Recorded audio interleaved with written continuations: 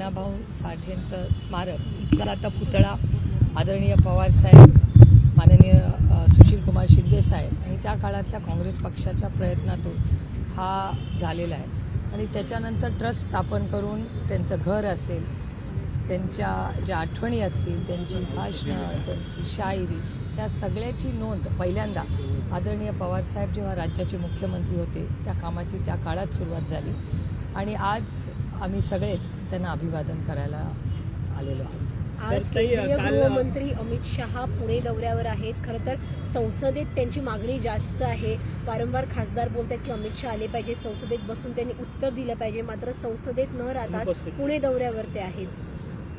एक गोष्ट आपण सगळ्यांनीच मान्य केली पाहिजे की आज देशामध्ये एक चर्चेची गरज आहे. पार्लमेंट, संसद भवन हे चर्चेसाठी आहे आणि आमची एक चर्चा नीटच्या परीक्षेवर झालेली आहे आणि एक भावना सगळ्यांचीच होती की आज जी नवीन पिढी या देशाची आहे ती प्रचंड अस्वस्थ आहे आणि कुठल्याही जेव्हा एका देशामध्ये कुठलीही पिढी अस्वस्थ असणं हे काळजीची गोष्ट असते आणि मी स्वतः 2 मागण्या माझ्याही भाषणात केल्या होत्या. राष्ट्रवादी काँग्रेस पक्ष आणि बारामती लोकसभा मतदारसंघाच्या वतीने मला बोलायची संधी मिळाली आणि त्याच्यात मी 2 मागण्या केल्या होत्या की ह्या सगळ्याची इन्क्वायरी झाली पाहिजे.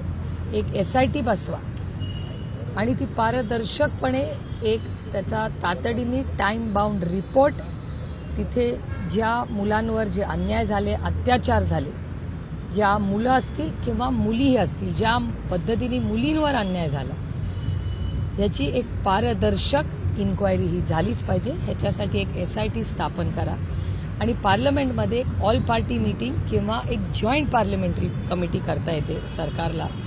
त्याची एक मागणी केली की भारताचं शिक्षण पुढे कसं असावं किंवा नीटची परीक्षा.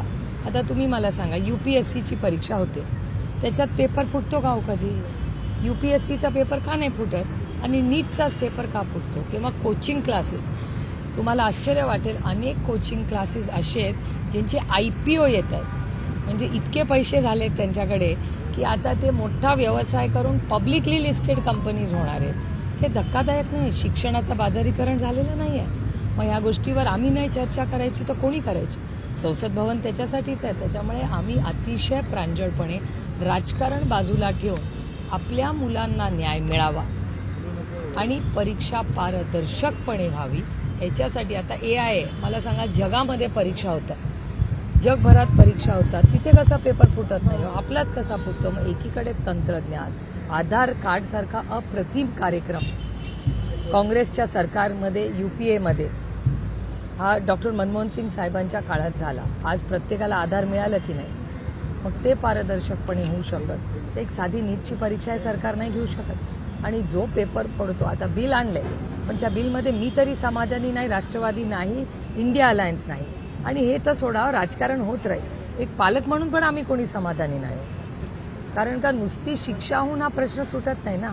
तुम्ही लिकेजेस बंद करायला पाहिजे, शिक्षा वाढवेल. पुढे काय, अजून कोणीतरी लीक केलं परस्पर तंत्रज्ञानाचा चुकीचा वापर करून, तर त्याच्यावर प्रशासन कोणाचं असणार आहे? त्यामुळे मला विचाराल तर आम्ही खूप दुर्दैवी आहे की भारतामध्ये आज संसद भवनमध्ये, आणि आम्ही काय मागतोय, आम्ही एवढंच मानतोय की केंद्र सरकारने हा विषय गांभीर्याने घ्यावा आणि चर्चा करू ना. आता तुम्हाला आठवत असेल, बेलगामवर एवढा मोठा हल्ला झाला, ऑपरेशन सिंदूरच्या वेळी सगळे एक झाले की नाही देशाच्या हितासाठी? तर भारत सरकारने का नाही एक हात पुढे करावा आणि कॉन्फिडन्समध्ये घ्यावी विरोधी पक्षाला आणि मिळून आपण पुढच्या पिढीचे प्रश्न सोडवण्यासाठीचं संसद भवन आहे ना. तुम्हाला ह्यावेळीच म्हणजे पहिल्यांदा असं झालं की आम्ही संसदेत बसलो होतो आणि आवाज येत होते असा बॉम्ब हलका फुटल्यासारखा, तर आम्हाला कळेना की अरे हे आवाज कसले येत आहेत. तेव्हा आमच्या लक्षात आलं की टेअर गॅसच्या नळकांड्यांचे जे आवाज होते ते संसद भवनच्या लॉबीमध्ये आम्हाला ऐकू येत होते आणि मी माझ्या भाषणात बोलले, माझ्या किंवा बाकी कुणाचे सत्तेत असलेल्या ना मंत्र्यांच्या ना खासदारांच्या मुलांना काही काळजी का नाही वाटली, कारण का संसद भवनमध्ये सगळं बंद आहे. पण त्या आईचा, त्या वडिलांचा, त्या बहिणीचा, भावाचा, कुटुंबाचा विचार करा. त्यांची मुलं जंतर मंतरला आंदोलन करत असतील, त्यांच्यावर काय त्या क्षणी जात असतील. तुमच्यासारखे अनेक रिपोर्टर पण लाईव्ह करत होते. कालच मी इंस्टाग्रामवर एक रील पाहिलं, एक पंजाबची मुलगी आहे, ती तिच्या भावाला शोधत होती आणि ती अपील करत होती की मी माझ्या भावाला शोधते, मला मदत करा. मला सांगा, ते भारतीय नाहीत का? त्यांना अधिकार नाही का? प्रेमाने जर पोरांशी कोणीतरी, आपल्या लेकरांशी, आपल्या मुलांची मुलींची प्रेमाने कोणीतरी बोललं असतं तर कदाचित हा दिवस आलाच नसता. आपल्या मुलांवर आपण लाठीचार्ज करणं हे योग्य आहे, मला सांगा. दुर्दैव आहे आणि भारताच्या इतिहासातला हा एक मोठा टर्निंग पॉईंट आहे. आज केंद्रीय गृहमंत्री अमित शहा पुण्याच्या दौऱ्यावरती आहे. लोकमान्य टिळक पुरस्कार अजित डोवालांना दिला जातो, परंतु त्यांच्या स्वागताच्या बॅनरवरती त्यांचा उल्लेख चाणक्य असा मुरलीधर मोहोळांकडनं करण्यात आला आहे. छत्रपती शिवाजी महाराजांचे फोटोज बॅनरवरती लावले. ही लोकशाही आहे, प्रत्येकाला बोलायचा अधिकार आहे. पण तुम्ही बघा ना, आज पुणेकर, नुसती काँग्रेस पार्टी मी म्हणणार नाही, कारण का माझं प्रशांत जगतापांशी बोलणं झालं का, मी प्रशांत जगतापांना विचारलं की काय आंदोलन करताय. प्रशांत जगतापांनी मला सविस्तर सांगितलं की ताई, हे फक्त काँग्रेसचं आंदोलन नाही, हे पुणेकरांचं आंदोलन आहे आणि आम्ही कोणीही याच्यात राजकारण आणू शकत नाही. पण आमच्या आपल्या सगळ्यांची, ती काय फक्त पुण्याची मुलं नाही, ती भारताची मुलं आहेत. त्या भारताच्या मुलं आणि मुलींवर ज्या पद्धतीने लाठीचार्ज झाला, ज्या पद्धतीने मुलींचे केस पकडले गेले, त्यांना म्हणजे मी बोलूही शकत नाही, अशा गोष्टी मुलींबरोबर घडल्या.